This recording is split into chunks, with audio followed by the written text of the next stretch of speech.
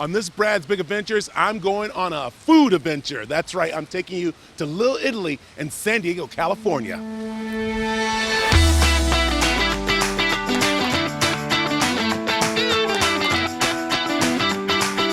I'm very excited because I said we were talking food in Little Italy, and I'm talking with the man, the myth, the legend himself, keep going, Mr. Sam the Cooking Guy. And if you know this guy's story, you will understand, like, you are the man of like easy, simple, fun, delicious food, because it all started with you having to make food for your kids. Yeah, I came to the biotech business. I wanted to change your life.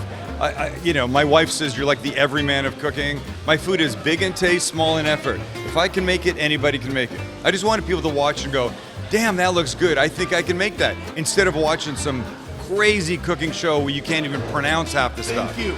You're welcome. And then that's what's so cool about the Little Italy food hall. Little Italy needed this. We've got some amazing restaurants here, but there was nothing quite this casual that a group of people could go to and not have to decide on the same thing. I don't want Greek food. We had it yesterday. Now 6 people can come in here. Everybody can have something different, sit together at the bar outside on the piazza that looks like Europe. It's amazing. It's a great idea. I'm hungry. Let's do this. Let's go. I love it. All right, where are we starting here? What's this place? We're starting right here at Single Fin Kitchen. Look at the freshness of this fish. This stuff is absolutely gorgeous. They make donburi bowls, so sort of think poke, but look at them. This beautiful tuna.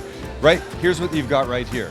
Look how amazing this is. Look at what's in here, right? So there's some rice on the bottom. It's seasoned a little bit. There's some avocado. There's some Japanese vegetables in here. Some shiso leaves, some radish. This is light, fresh. It's crazy delicious. I love that. And the cool thing about it is that this fish is kind of like fresh because we're right here on the sea, right? Yeah, right here. So their stuff comes locally, but you have to remember, Little Italy has this really rich, historic seafood fisherman history.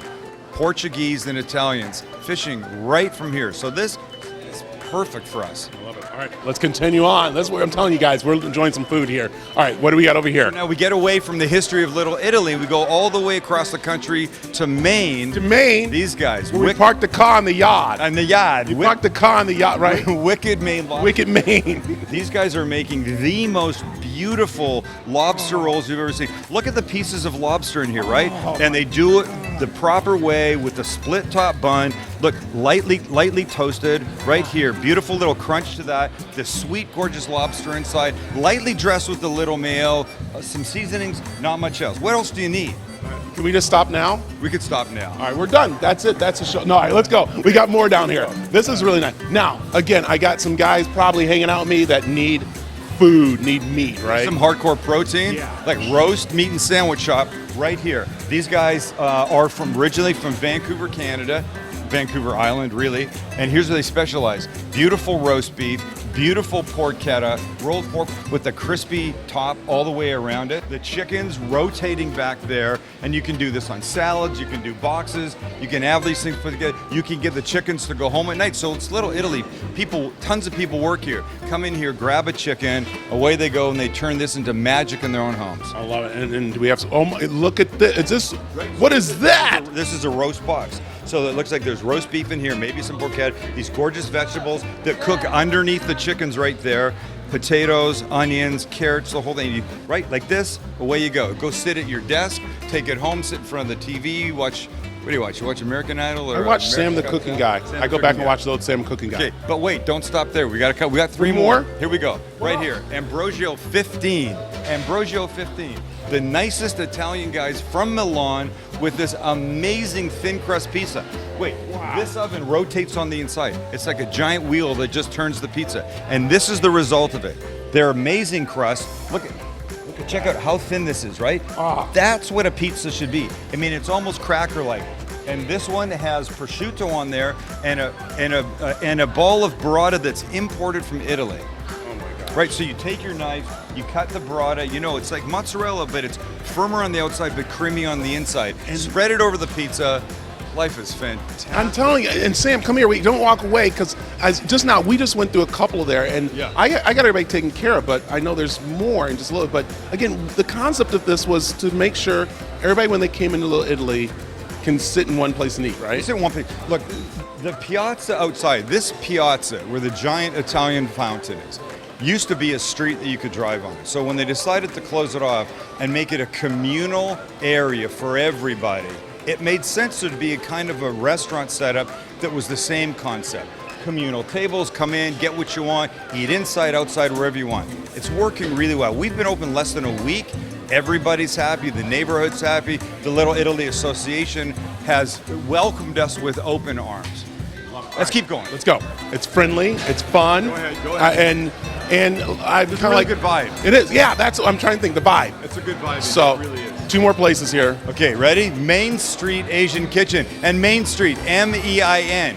It's a genius of a name. Look at that. I love it. Their food is tremendous. Their wings are ridiculous. That's what I know. We're trying to. Literally, I haven't ordered anything yet. They're just trying to feed me the wings right now. You're gonna try them, right? They're over here. Okay, so check this out. So right, here. Let's let him have a good look. Ooh. Right, the wings are insanely delicious. Right, I like one of my favorite things here. And then they're Taiwanese beef noodle soup. Oh. I mean, I'm a soup guy. It's like you've just come from Taiwan and made it exactly the way they have it there. It's That's great. so delicious. And then Katie there. Make sure. Hi, Katie. Just make sure you say. Oh, Catherine. I don't know, Katie, Catherine. Okay, I'll call you. I'm looking at the shirt. Yeah. Not tacos. Yeah. Now the rumor is that in your cooking life, Go ahead. you hated making tacos because the kids, right? Is that I don't true? know if I hated it, but my cooking life has been made up of odd kinds of foods. Yeah. And I don't mean like weird, like eyeballs and stuff like that. I just mean combinations that are a little unusual. So I've had this idea kicking around in my head for a while. And look, I'm a Jewish guy from Canada in a city that specializes in ridiculously amazing Mexican food. Right. And a lot of Mexican tacos that you just can't beat. That's why you didn't like make, because it's like, I'm going to make this taco. Well, I need to compete with all these great ones. No, that was the didn't. problem. But I like the idea of tacos. So mine are not tacos because they're not Mexican inspired. They're things like meatloaf and pastrami and pulled pork with macaroni and cheese, Korean short rib, curried egg salad, stuff like that. So in the beginning, I'm explaining this to people, and they go, "Well, are they tacos or aren't they?" I go, "Well, they're not tacos. I mean, what's it take? It takes a tortilla to make a taco." Yeah. All right, so let's make sure we get this right. Yeah. He does like tacos. I always thought they didn't like them because I thought he just didn't like making them because of the kids, but then I found out he didn't want to compete with people making them. So now we're not going to have tacos. Wait, now I'm confused. I am too. Why don't we sit down and talk about it? Let's go do that. I think That's so. good. We're going to sit down and talk about it.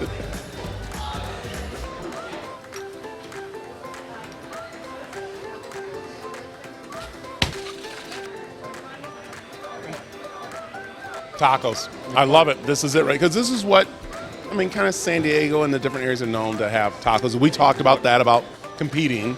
Crazy. We have a mean taco reputation in this town. We really do. But as I said, I didn't need to join the Mexican taco ranks. I want to do something different. Yeah. So here's 2. This is Meatloaf, which is a recipe I've been using a long time. Crispy onions on here, a sauce that we make underneath. It's super delicious. Cooked and then finished on the flat top.